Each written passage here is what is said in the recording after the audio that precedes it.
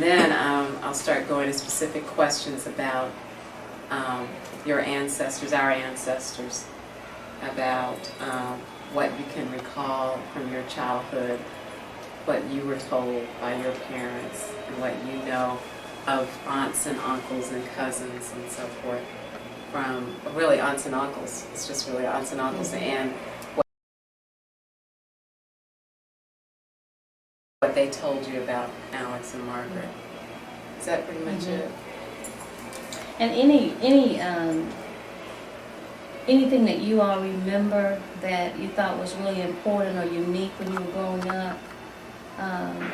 Daddy talked about when his daddy used to make syrup, and just something that you remember that left an impression and you hadn't forgot that they may have done. Shall I start? All right, though we can get her too when she comes. Okay, all right. Okay. Oh, I am Ethel J. Jones Harvey. I'm the seventh child of Collier and Mamie Jones. Presently, I live Uniontown, Alabama, Tuskegee, Alabama. I would say that I have a rich heritage. The mere fact that I was born in the Jones family. My mother and father spent quality time teaching us and training us. We attended school. I finished 4 years of college, almost an equivalency to a master's degree in education, elementary of course. Yeah. And that's about it. Thank you. Okay. Now Moses, you want to go? Okay. Well, I'm Moses C. Jones, Collier Jones, second child, and my grandfather, Elliot Jones. Referring to my uncle Elliot, we were very close together. The family were very close together. My uncle played a very important role in me in that he was very religious and he was concerned. He and my father worked together in the advancement of education. Wherever there was any outstanding project given, they took the leading part in doing this. And they strove very hard to give their family first class recognition. In other words, they prepared them for education. And under my father, and they also had plenty of work for you to do. And tried to keep you in a position wherein you wouldn't be in trouble. And they, as I said, they were very religious. And one thing I admired about my uncle Elliot, he was one of the greatest inspirations in my life so far as church was concerned. He used to go to church, rain or shine, and he had a old mule they called Matt, and he would ride Matt, and he had a raincoat that covered him, and rain wouldn't dampen him. He was very protected, and he went rain or shine, and he was very much interested in the church affair and seeing that it was carried out like he thought, according to the will of God. And one thing he always said, give. Then he said, give again. And he said, give till you feel it. And he gave all his life. My father and him worked together They had a very outstanding part. They took the leading part in seeing that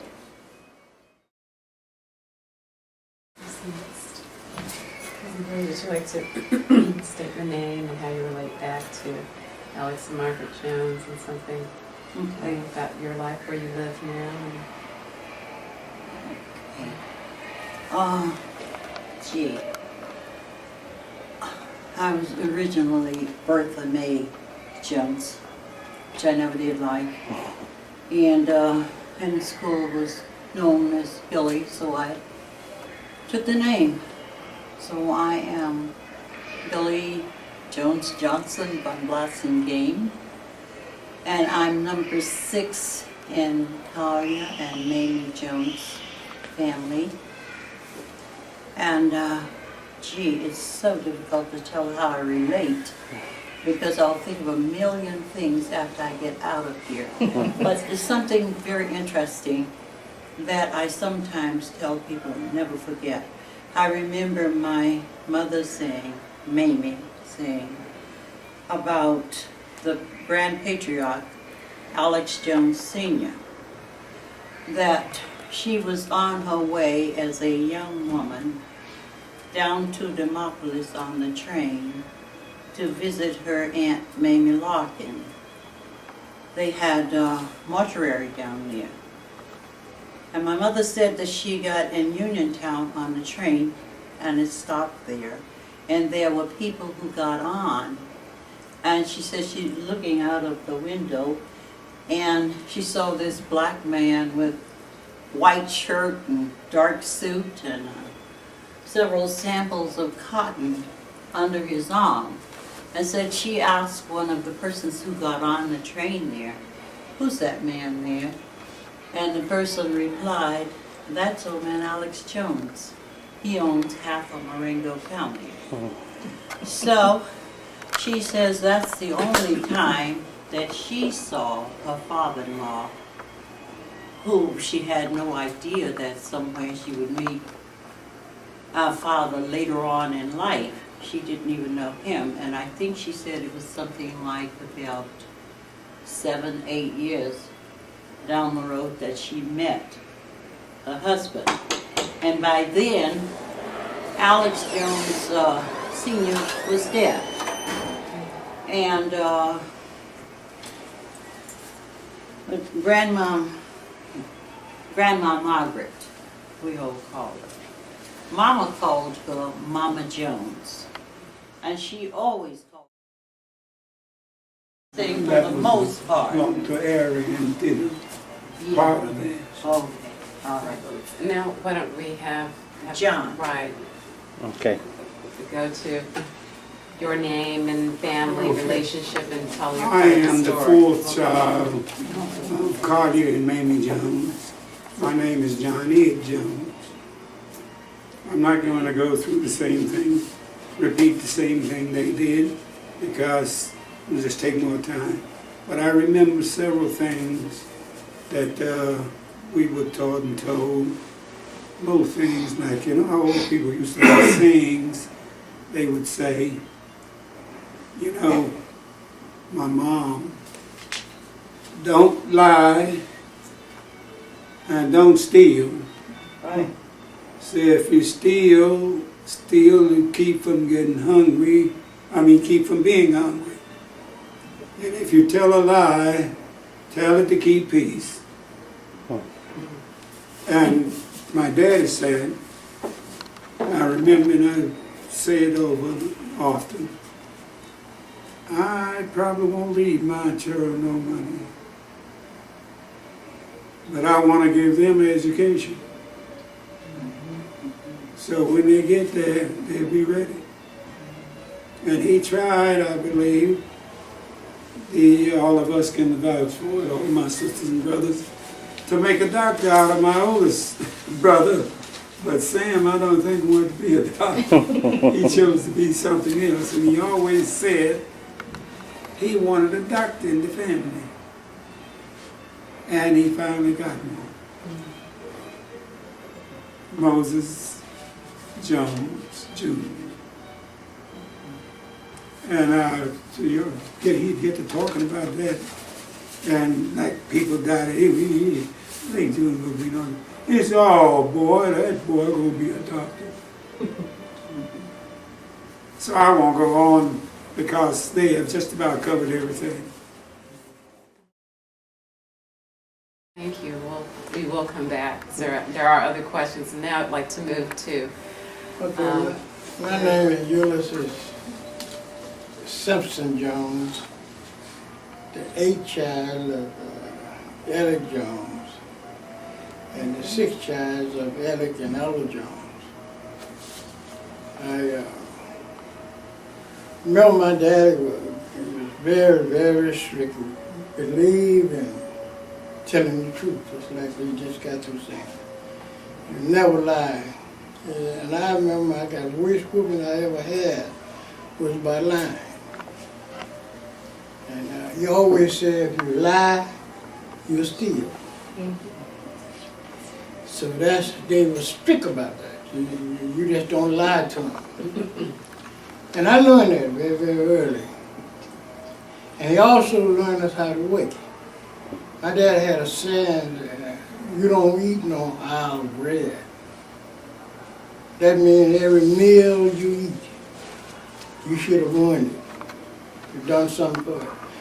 We got up at 4 o'clock in the morning with milk cows. We got ready to prepare to go to the field before we ate breakfast. In the afternoon, before we ate supper, we had to feed the mules, feed the cows, put the milk and milk them. You did something before each meal. They believed in work. They taught us how to work. And they showed us what work would accomplish and honesty would accomplish. And they drilled that in each of us, that you had to work for what you get. And we all learned it. I saw my daddy do some things that ordinary farmers didn't do. And he was awarded for it. The man from Tuskegee came down, Mr. Brown. Remember, man, I don't know what the man's first name was, but he was a Brown. P.H. Brown. From Tuskegee. He came there that morning and he had a crew with him, group of folks. And they set up, and they wanted him to show them how to run a carriage over a hill. That was to run water up and over a hill. My daddy got one of the fellas that work on the place with a double plow. What a double plow was a big plow with 2 wings out. And he would walk in front of that That's mule. in our family too. It was still a rule that light was right, even in black folks, you know. Very fair, and that's right. Well, I really appreciate that. That was not a mandate in our family. That you had to go out there and get a fair person, fair in color, I'm talking about.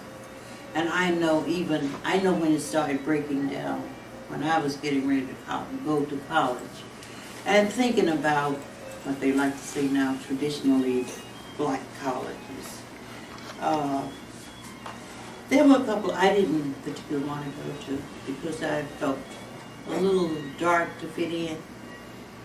And I was in that day and time. But also, Spelman wasn't above that, but it's coming out of it by the time I got there. And I remember Mays as president calling in those Morehouse men and saying that it's time out for this nonsense. And you don't have to have a degree, you know, whatever. Miss Maroon's wife with this, that, and another fraction.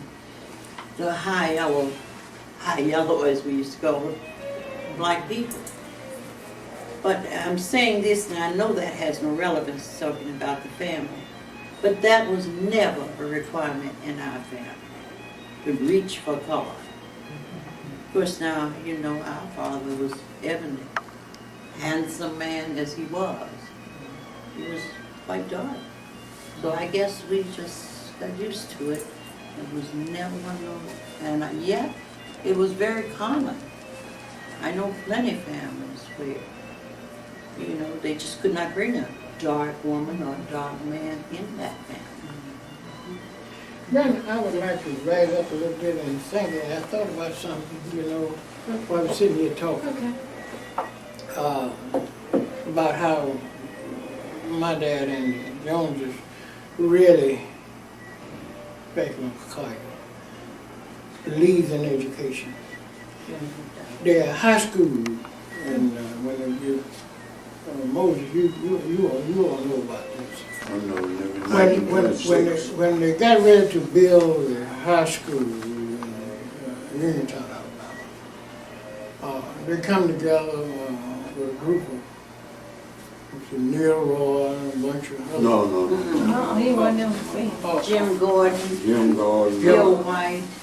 Not Bill White. Even Jim Gordon, Ed Rome, Yeah, and Will Ehrich, James Farnes. yeah, William Those James were the Farley. people that Yeah, signed it. No. signed the note. Now, this was You during, didn't name them all now. There's I some thought more Bill people Roy- I that thought- into that than just what you named. Old Man Shepherd and Jim Hogan's and Phil White was too. Because let me tell you what happened. They didn't keep up the mortgage, but all these people had signed this with all of their name and some more. And they was getting ready to foreclose on them. And some of those people knew it ahead of others. And they had, in turn, signed everything over to their wives so that they wouldn't get caught in the trap. And that left people like my dad and Didn't Uncle leave but Alec two. and Uncle, That's Lady true. Brown. That's true. Papa and Uncle Carter. Right. Only two left. Just two, I thought it was more than that. No, just two. Because not, To hold that note. who told them about it? Do you know? That's what my daddy said. That's what I know. And they left, there wasn't but two. Uncle Carter and Uncle Papa and my dad. Was the all sole two that held that note. Stood for that money. Till they got it paid. and Now, and another thing, when Selma University, you know my mama went to Selma University. Selma University got into trouble with Dr. White. Dr. White, the man was president, Selma University before Dr. Dinkins. Dr. White changed Dr. that, Paula, Paula White, Paula. they had a He- Paula retreat after. He was for Dr. Dinkins. Oh, yeah, he was before then. Okay. White there, part of there. When they came down to the house, Selma University was in trouble. He needed some money to keep it afloat. Papa called on Carter. They sit there in the living room for a while after they got through eating dinner. I never will forget that because I had to fan them. When they got through eating, they went out on the porch and they were talking about how they gonna raise money for Selma University. So Collier and Papa told them that they were gonna cut hay and sell hay. They cut and sold hay to raise money for Selma University. That was one of the projects that they took on. So they made a big contribution not only to the school in Uniontown, but to Selma University.